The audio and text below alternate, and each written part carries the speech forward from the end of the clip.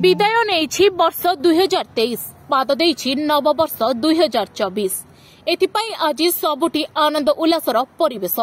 खड़ियाल अंचल में नववर्ष को धूमधाम रे पालन करा जाउछि।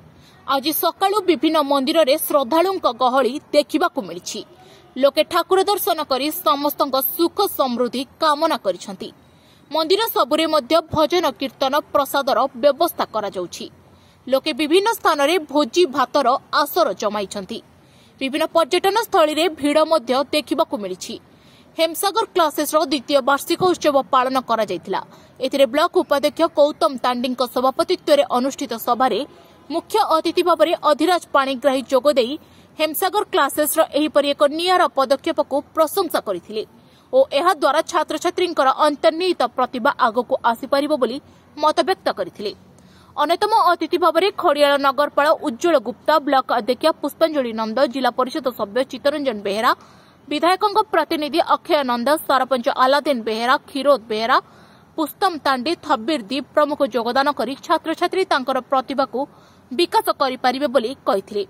गतकाली पुराणा वर्ष को विदाय और नववर्ष को स्वागत जणाई नाच गीतर आयोजन करा जायतिबा बेले दर्शक आर्केस्ट्रा को भरपूर मजा नैथिले।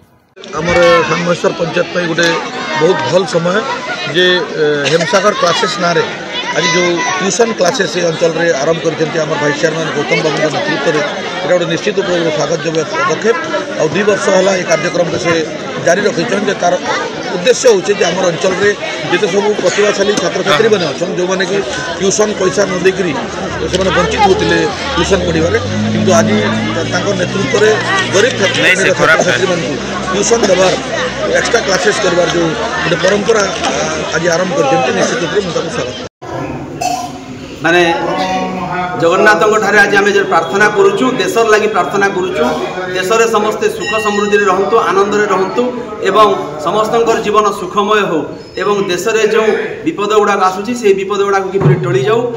आज जगन्नाथ मंदिर कौन लोक गहली केमिति अछि? लोक गहली सकाळु प्राय 6 घंटारू जगन्नाथ दर्शन आरंभ हो जाइछि। आज सकाळ धूप सरला परे जगन्नाथ दर्शन पाई द्वार फिटा नीति होता एवं यही द्वार फिटा नीति पर माने टुकुला आखपाख अंचल प्राय भक्तजन समस्ते आसी आनंद सहित दर्शन करुँच।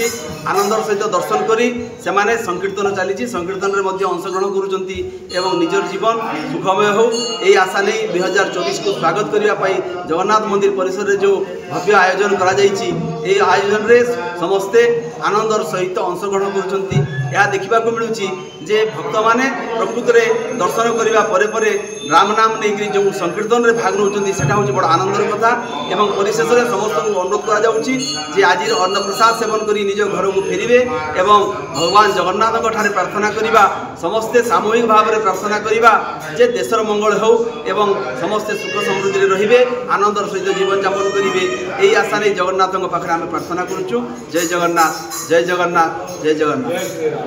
Bureau report PPL Odia.